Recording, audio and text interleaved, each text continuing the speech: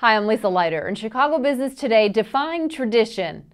165,000 people of Indian descent live in the Chicago area today, with more than 2/3 born outside the United States. That's up 41% from a decade ago, and more than double the number in 1990. Census data indicate that Indian immigrants have gravitated toward high-paying professional careers in medicine and science. But an increasing number of their children are taking a path less traditional, and more parents are being asked to reconsider what is defined as a respectable occupation. The chef's having a good time cooking it, you're going to have a good time eating it. Susie Singh made her first dish, applesauce, at 5 years old. But it wasn't until last year at age 26 that she decided to turn a love of cooking into a career. The neural engineer enrolled in Le Cordon Bleu and shortly thereafter landed a spot on Fox's MasterChef and is now among the dozen remaining finalists. Sounds like a success story, but when she first told her immigrant parents about the career switch, they were less than thrilled. The moment that their mind changed in their perception of me changing from this neural engineer to becoming a chef was on Thanksgiving.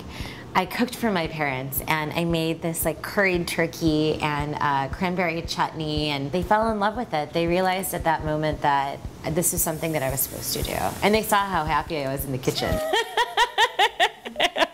More Indian American children like Singh are pushing aside conventional careers like business and medicine for jobs in creative fields. The percentage of them working in arts, entertainment, or food industries has doubled over the last decade, according to the Census Bureau, 6.1% compared with just 2.9% in the year 2000. That same census data also show the percentage of Indian Americans working in professional, scientific, or managerial jobs is well above the population as a whole. Their median incomes are higher than the average, too, as many got a head start arriving here in the United States with higher education.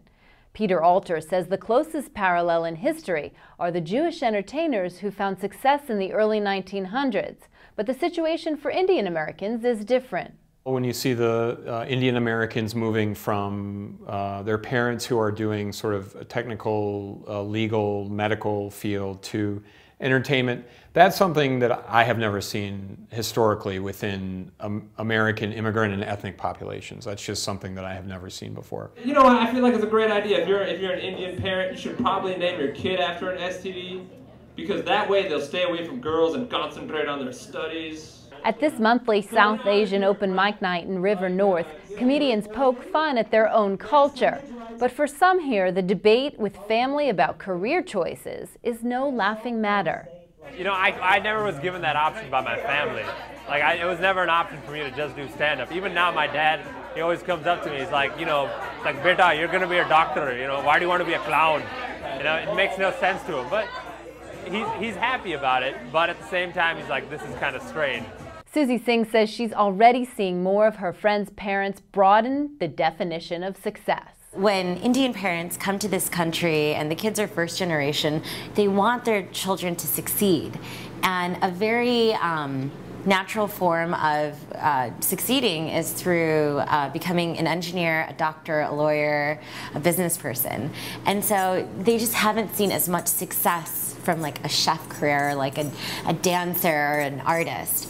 And once you start seeing that either on film through different TV shows or through family friends, then I think parents are more open to their children taking this creative path, but they're looking for that success. At Millennium Park this week, Chicago's first Indian cultural festival, Eye on India, will be held. It's run by who else? A Burr Ridge Indian American woman who gave up her corporate gig to produce the event full-time.